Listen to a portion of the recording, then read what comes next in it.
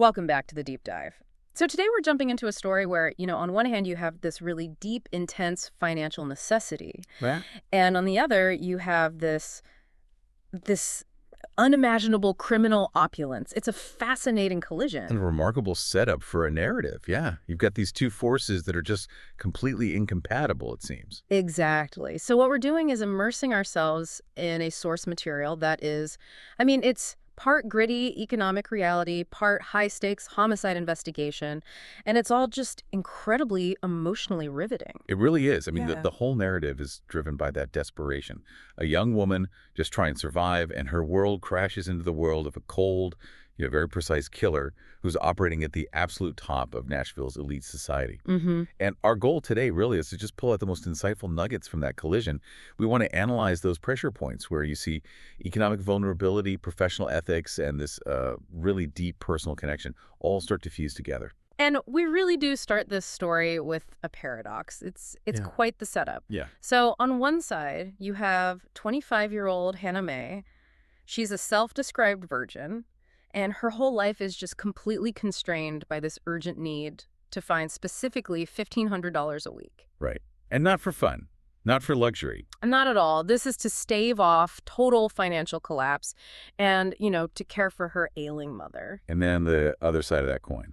The other side is Detective Dominic Dunn. He's investigating this string of highly organized, very opulent, and chillingly similar murders. And they're all happening in these hotel suites that cost more per night than Hannah's even trying to make in a month. And what's so fascinating from the get-go is how Hannah's necessity, this financial pressure, it forces her into a job phone sex work for a hotline called Call Me Anytime that inadvertently puts her right in the killer's crosshairs. She becomes the central player. The central, unwilling witness in this huge investigation, and is led by a detective whose life of just extreme privilege is the complete mirror opposite of her own. Absolutely. So our deep dive mission today, I think we can break it down into maybe 3 parts. Yeah, that sounds right. First, we are absolutely going to unpack the unconventional but also highly profitable business model of Call Me Anytime, or CMA. And the immediate psychological toll it takes on Hannah. That's a huge piece of it. 100%. Then second, we will meticulously dissect the bizarre, very precise signature of the Ruby Line killer, and we'll get into the specific deadly substance they're using. Mm-hmm. And finally, we will trace the dramatic and, let's be honest, the frankly unprofessional blurring of boundaries between Hannah and Detective Dunn. A boundary violation that, and this is the incredible part, it ultimately leads to the case's resolution, thanks in large part to a mother who is completely obsessed with the TV show NCIS. It sounds made up, but it's all there. It's a study in extremes. Yeah. So let's start at the beginning. Let's start with Hannah Mae and the crushing reality of debt that pushed her to become Ruby Cocklover. So Hannah begins this whole journey in a position of just complete and total vulnerability. Yeah. Before all this, she had a stable job. She was doing data entry for a company called Alliance, a medical-based tech company. But the rug is just pulled right out from under her. Right. Alliance decides to relocate to Atlanta. And they don't offer any remote positions. So just like that, her entire income, her stability, it's gone. And that loss, it's not just about losing a paycheck, right? It triggers a full-blown crisis because the financial structure she was already trying to uphold. The sources really emphasized she needed a steady stream of reasonable income that she absolutely cannot sacrifice. That pressure is coming directly from the huge burden of a pressing reverse mortgage on her family home. And her role as caretaker. And her role as full-time caretaker for her mother, Sherry. And it's worth taking a second on the reverse mortgage thing, because for anyone listening who might not know the mechanics, these can be an absolute financial death trap. They really can. Especially for the kids, the next generation inheriting the debt or trying to manage the home. For Hannah, it just meant this debt was accelerating, and if she didn't find a lot of money fast, she would lose the roof over her mother's head. Which would just compound the trauma of her mother's progressing Alzheimer's. Right. It's this enormous weight. It's a structural weight, yeah. And you realize instantly that Hannah's moral compass is basically fighting this losing battle against pure necessity. And that's what leads her to an ad. An ad in the Nashville News Leader. And it was deliberately vague, just offering high pay for communication skills. That ad leads her right to the door of Margot Mavis, the head of CMA. And Margot herself is just this immediate signal that Hannah is stepping onto, and this is a quote, a whole other freaking planet. Oh, absolutely. She's described as a former stage girl at the Crazy Horse, Mm. and she's running this high-pressure business while wearing squeaky hot pants, smoking Virginia Slims. And letting the ashes burn little holes into her red sweater. I mean, the visual just screams high-risk, low-glamour reality. Exactly. And Margot doesn't really try to sugarcoat the environment, just the financial rewards. Right. So when Hannah finally has that ugly realization that she's interviewing for a 24-hour phone sex hotline, she's just, internally recoiling. Of course. But Margot's so upfront about it. She's mentioning things like piss parties. But then, and this is where she's very shrewd, she immediately pivots to this kind of societal commentary to justify the whole thing. And what's fascinating is Margot's own analysis of her clientele. It's quite sharp. It is. She tells Hannah that, a lot of these men call because they're too ashamed to admit their fetishes or their desires in person. So they pay for the anonymity and the lack of judgment. So she's framing the job not as simple exploitation, but as providing a necessary, if kind of dark, service. Exactly. And that framework is just enough for Hannah to momentarily push aside her own, profound moral dilemma. The fact that she's a virgin interviewing to sell intimacy. Right. But the financial incentive, it just completely overwhelms the moral horror. Margot knows her numbers. She states, most girls are making well over $2,000 a week. And beginners, like Hannah, can expect $1,500. Against that looming reverse mortgage, I mean, that figure sounds, as the source describes it, too musical to ignore. It's a siren song. Yeah, absolutely. Yeah. And this really highlights Margot's genius, in a way, which is her strategic niche marketing. Mm. She wasn't just running one monolithic line. She deliberately separated the services. She had the emerald and sapphire booths for the rough stuff, the more extreme kinks. And then she set up the ruby line, which is where Hannah ends up. This specialization is a brilliant and kind of cold-blooded business move. Margot explains that separating the lines literally doubled their business. It just made way more money for everyone involved. It manages customer expectations, right? Yeah. And it lets the workers maybe choose their level of psychological exposure to a degree. Exactly. So Hannah, as Ruby Cocklover, was placed on the line that was meant for slightly softer, maybe more intimate or fantasy-based calls. Though, as we find out very quickly, softer is a very, very relative term. Oh, yeah. So Hannah begins her life as Ruby Cocklover, and the psychological impact is just immediate and it is intense. Her very first day is 19 calls. 19. Oh, right. And the content is instantly traumatic. I mean, she is forced to confront callers like a guy named Les, who was just consumed with how much semen he could produce. And another one, Hugo, who was just casually describing using grapes to find his P-spot. Yeah. And we really need to spend some time on the psychological toll here because it's so central to her character arc. For sure. Hannah realizes the job is so much worse than she could have imagined, but she consciously forces herself to vow to compartmentalize this new trauma. It's a survival mechanism. Totally. But the source details how the very atmosphere of the office, just the sounds of sex being described at 10 in the morning, was constantly robbing her of her humor and her sanity. This level of exposure, especially for someone who had, zero prior experience with sex, let alone these high-pressure environments, it is designed to break a person. Mm-hmm. Yet Hannah just pushes through because the consequences of stopping losing her mother's home are so much greater than the trauma of continuing. That grit is really what keeps her afloat. But she's not completely alone, which is important. Right. At home, she has Lovey. Lovey, the caretaker, who is just absolutely crucial. Lovey is the one managing the Mind Bee diet. Which is this nutritional strategy aimed specifically at, delaying and mitigating her mother's Alzheimer's symptoms. And this leads to these rare, just incredibly precious glimpses of lucidity from her mother, Sherry. And that reminds Hannah why she's fighting so hard in the first place. And then at work, she finds this really unexpected ally in Monica. Miss Diamond. Miss Diamond, right. And Monica is a pre-med student at Belmont University. She's not there out of desperation like Hannah. She's there out of calculation.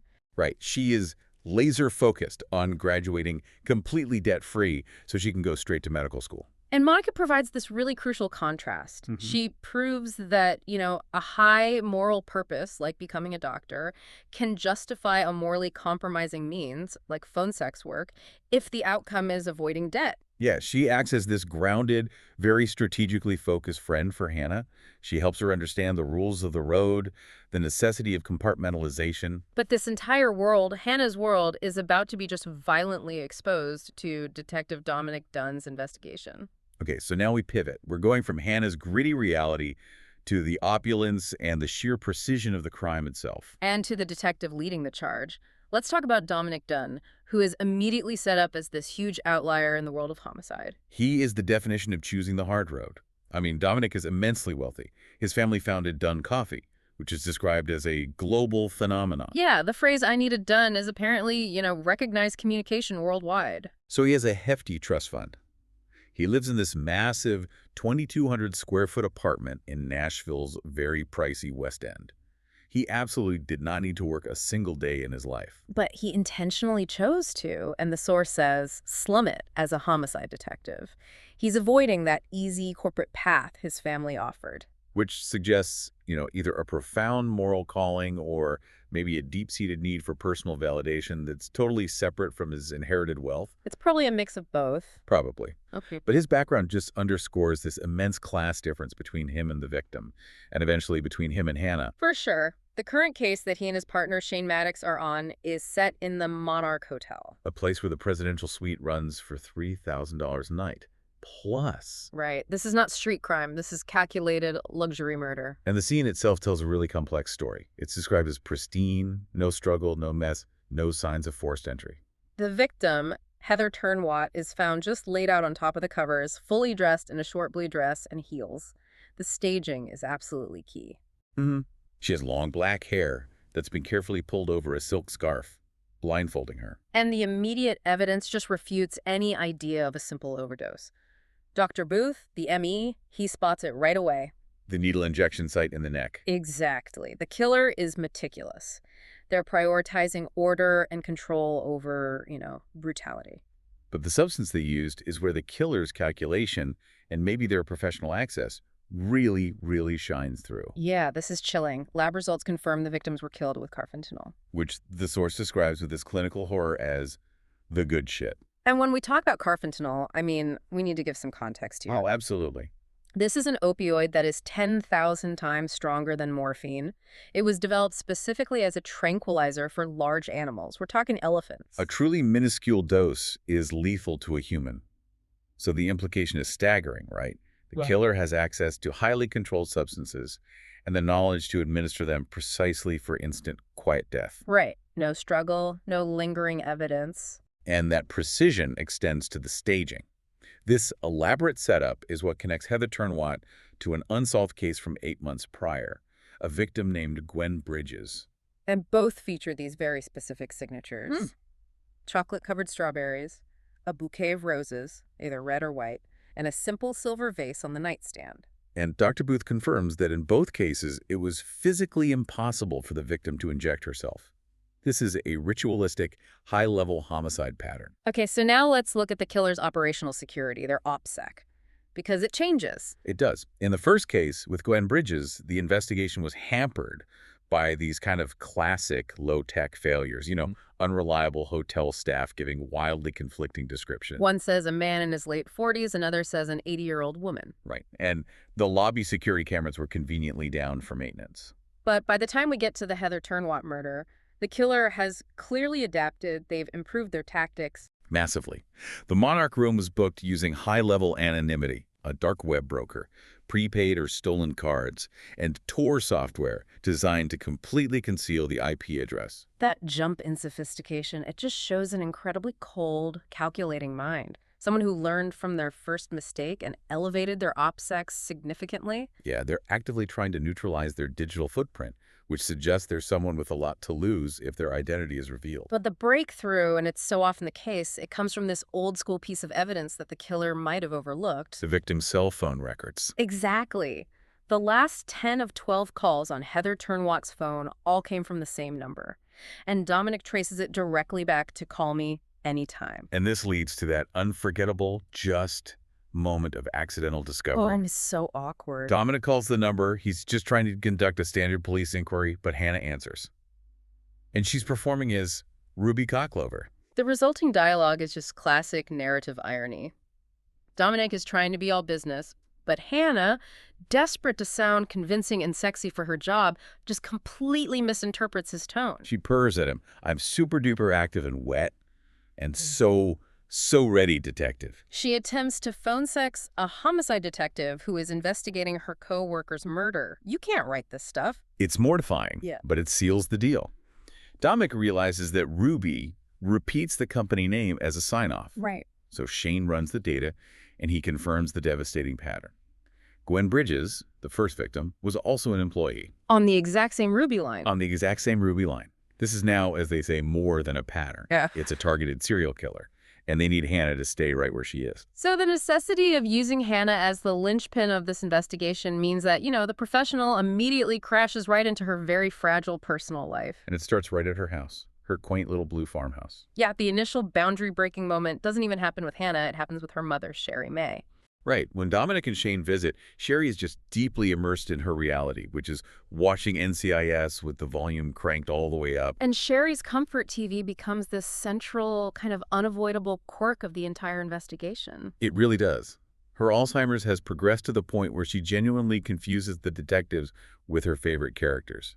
Dominic is her beloved Tony Donozzo. Shane is the stoic Gibbs. And she sees Hannah as the tough, beautiful Ziva. And this detail is more than just quirky. It's a brilliant narrative device because it means the detectives cannot operate strictly as police officers in Hannah's home. They have to play along. And Sherry, completely in character, she even questions them about Hannah's work, telling her daughter, you got to stick it out where you are, Ziva. You need to stick it out, which is just this chilling meta-commentary on Hannah's actual situation. It's incredible, and the deepening of Dominic's involvement is shown by what he does next. We learn he actually starts watching NCIS at night. And he joins a fandom group online. He joins a fandom group just so he can better handle Sherry's unique reality.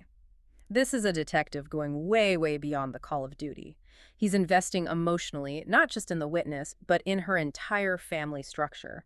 And this emotional deepening is happening at the same time as the major investigative step, which is the wiretap. Right. CMA hadn't recorded any previous calls, so the MNPD places a live wiretap on the Ruby line. Which requires Hannah to keep taking calls, to actively put herself in danger. Well, Dominic and Shane are listening in, at first from a van, and then later Dominic moves into an inside cubicle position so he can do real-time coaching. And this is where we get some of the most human and honestly the funniest details about Hannah's terrible phone sex performance. Oh, it's so bad. She's terrified, right? She's trying so desperately to sound experienced and confident, but she resorts to the most ridiculous, illogical language. She calls a penis a thick banana hammock. Or a big juicy sausage. My favorite, though, is when she's under high stress and she described her pussy a sinking boat that needs the caller to come aboard and plug the holes.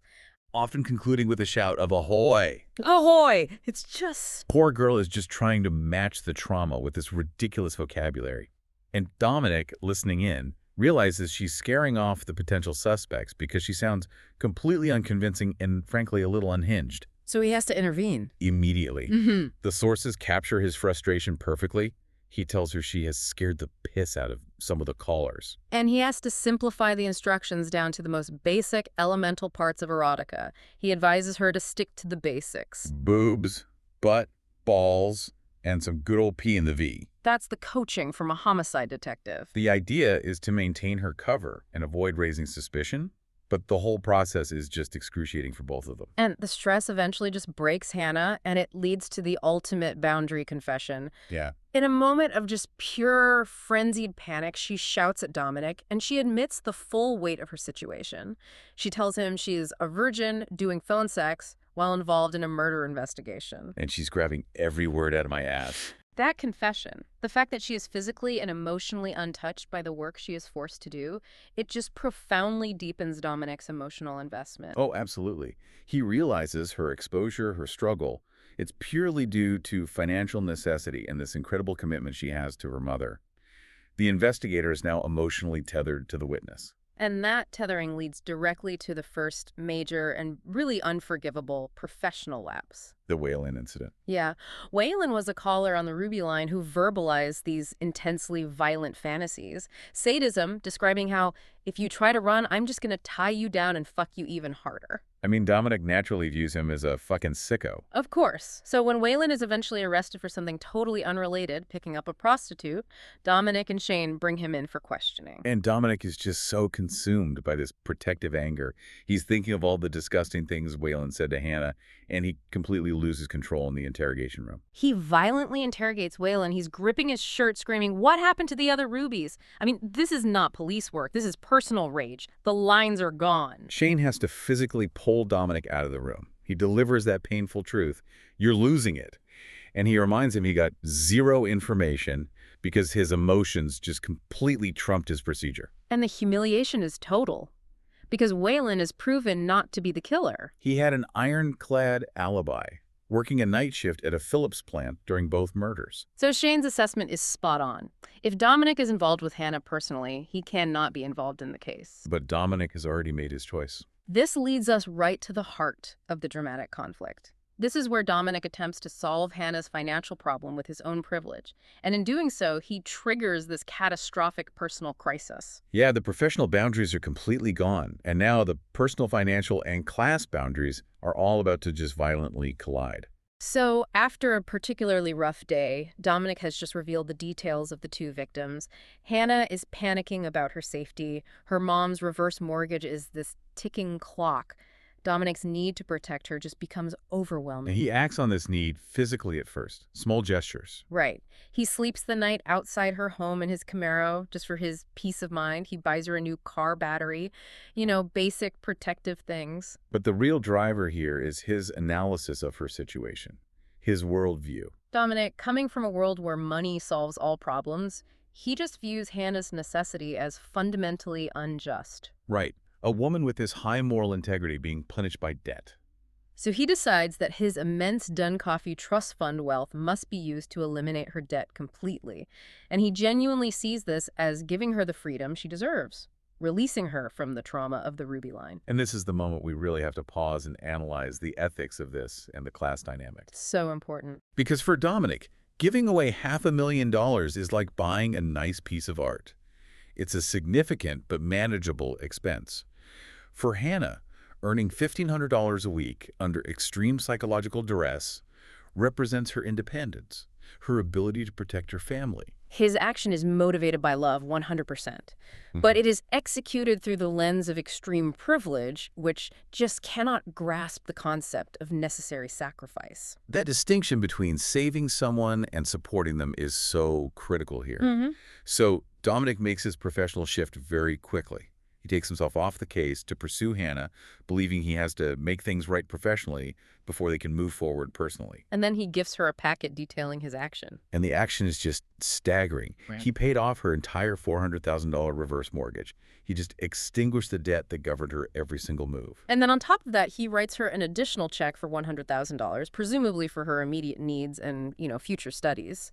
In his mind, this is the ultimate romantic gesture. This is the ultimate proof of his love. But Hannah's reaction is just pure, unadulterated fury. She doesn't see a gesture of love. She sees condescension. She is absolutely enraged. She describes herself as feeling demoralized, suffocating, and like she's a charity case or a pet project that her rich boyfriend just had to fix. Her pride is so deeply wounded.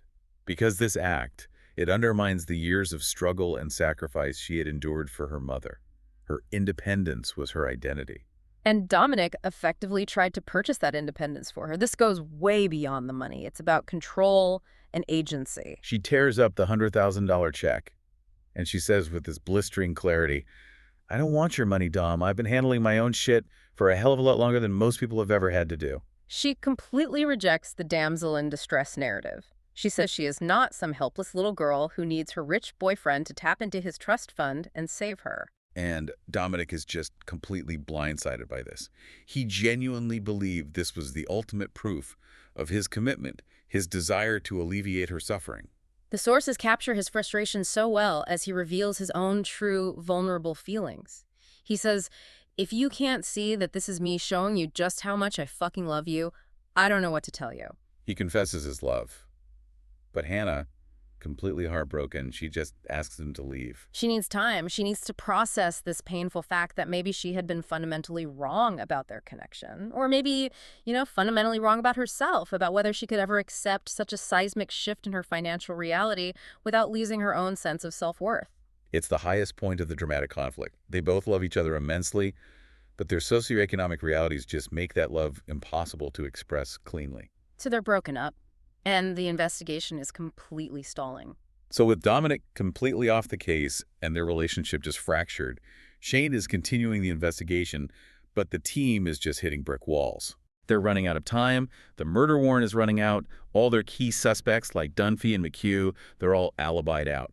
The pressure is on, and they're about to pull the wiretap on the Ruby line. And Hannah, she's determined to move forward. She quits CMA. She starts a telemarketing job focused only on repaying Dominic, even if it's a lifelong endeavor. And Monica takes over the Ruby line. Right. And the calls continue, including from Felix Lewis, that caller who just wants to talk, who Dominic had previously flagged as sounding unnervingly off. And the narrative just takes this sharp and completely unexpected turn thanks to the most vulnerable member of the household. Sherry May. Right. Lana, another girl from CMA, she calls Hannah with this critical piece of information. Monica got a call from Felix Lewis's wife. The wife was planning a special anniversary evening for Felix at the Swan Hotel, and Monica, as Ruby, was invited to play a role in this surprise. And this is the moment. This is the moment the NCIS motif moves from being just a quirky little detail to a life-saving mechanism. It's amazing. Hannah is instantly triggered by the detail of the wife orchestrating the meeting. She remembers her mother's repeated, consistent mantra from watching her favorite show. Always suspect the wife? Always suspect the wife. It was Tony Donasso's standing theory in the show, and it just immediately alarms Hannah. She realizes this hotel meeting has to be a trap. She recalls Dominic's specific professional warning from when the investigation started. No hotels, no houses, no anything that anyone invites you to on this phone line. The panic just sets in when she can't reach Monica. She can't get a hold of her. So in this desperate, impulsive move, Hannah grabs her mother, Sherry, who of course thinks they're heading out to meet a private investigator. Of course. And she just speeds like a wild woman to the Swan Hotel. At the hotel, she sees Monica disappear into an elevator. 35th floor. And in a state of just absolute blind panic, she calls the one person she still trusts implicitly. She calls Detective Dunn. The source says she just screams, "Dom, I'm really scared. I think Monica's in trouble at the Swan." And Dominic and Shane are at the honky-tonk parade when the call comes in, and all investigative protocol is just instantly thrown out the window. Dominic reverts entirely to his personal stake. He is just screaming no, because he knows his Hannah is in that room. He makes the conscious, defining choice to violate every single tenet of procedure. They rush to the 35th floor. Dominic kicks the hotel room door in with violent force. Knowing this action alone could end his career. Absolutely. But his primary motivation is that his love, his Hannah, is in danger. And his fear is immediately justified. Hannah, having followed Monica up, is instantly struck unconscious by the person inside. And it's not the husband. It's not Felix Lewis. It's the impeccably dressed woman wearing a silk blouse and pearls, Edith Lewis. Hannah's mother's NCIS theory is right. Edith Lewis is the Ruby line killer. The final confrontation is just chaos. Edith Lewis is holding the lethal syringe of carfentanil. She's ranting, confessing to the murders of Gwen Bridges and Heather Turnwatt. And Hannah, Monica, and Sherry are all bound with zip ties. Edith intends to kill all of them to erase the connection to her husband. And in the middle of this life or death scenario, Sherry May delivers the narrative's final perfect piece of irony. Still in her NCIS reality. Still there, she screams at Edith, calling Dominic Tony, and she's confidently yelling that Tony is coming to kill her. And this moment of just confused bravado, it delays Edith just long enough. Because during Dominic's forced entry, that crucial violation of protocol, he gets shot. The bullet lodges in his shoulder, narrowly misses an artery, but Shane is right behind him, and he quickly subdues Edith Lewis and gets her in cuffs. And the magnitude of the crime is immediately established. Shane confirms that Edith Lewis's husband, Felix, owns Platinum Nash, one of the biggest country music labels in the world. So this high society crime, it wasn't committed by the perverse man that the police profiled. It was committed by his seemingly demure, elegant, and incredibly calculated wife. And the case was cracked because of the involuntary insight of a woman with Alzheimer's. It's unbelievable. It's just an unbelievable, intricate chain of events. a desperate job search, a high society murder spree, a love story forged in crisis. And an Alzheimer's afflicted mother whose television-induced mantra solved a high-profile case and saved her daughter's life. And if we look back at the overarching themes here, I mean, despite that immense debilitating conflict over Dominic's financial intervention, Yeah. the core strength of their connection was just tested and definitively proven in the face of death. Dominic's willingness to risk his career and his life, to violate protocol and take a bullet, that was the ultimate affirmation of his love. He really was. He proved that he recognized Hannah's strength and her independence. And his goal at the end of the day wasn't to save her from herself, but to support her freedom from the structural debt that forced her into danger in the first place. And the resolution gives us that much-needed emotional landing. Dominic recovers from the gunshot, and he has this realization that a life without Hannah, regardless of all the financial conflict, is just not a life at all. So he immediately proposes to her, right there in the hospital. And the sources confirm the lasting stability and the growth of their relationship. 2 years later, they're married. They're thriving. Hannah went back to college to study nutrition, which is a path clearly influenced by the mind diet she helped manage for her mother. Right. And they now have a daughter named Tally and are expecting a second child. And that financial disagreement, it remains this gentle running joke between them, which I think shows their mutual respect. Hannah is still determined to pay off Dominic, insisting it'll take her until her deathbed. That detail is so crucial because it shows they found a compromise. Hannah maintains her pride and her determination by working toward repayment, and Dominic accepts that his gesture has to be balanced with her need for autonomy. And I think the true takeaway, and maybe the final provocative thought for you, the listener, rests on Hannah's final realization. Her strength was never about being able to handle every single financial and emotional burden all by herself. It was about finally accepting support without compromising her core identity. That's a great way to put it. So when you reflect on her incredible journey, from virgin phone sex operator to detective's wife, mother, student, it kind of raises a complex question about our own lives, right? Do we sometimes need to cross our own established professional or personal lines, or allow others to cross theirs on our behalf, in order to truly discover what we're capable of achieving and what kind of foundational support we genuinely need to thrive? It's a powerful lesson in the necessity of breaking molds, both in life and in love. Thank you for diving deep with us into the Ruby Line murders. We'll see you next time.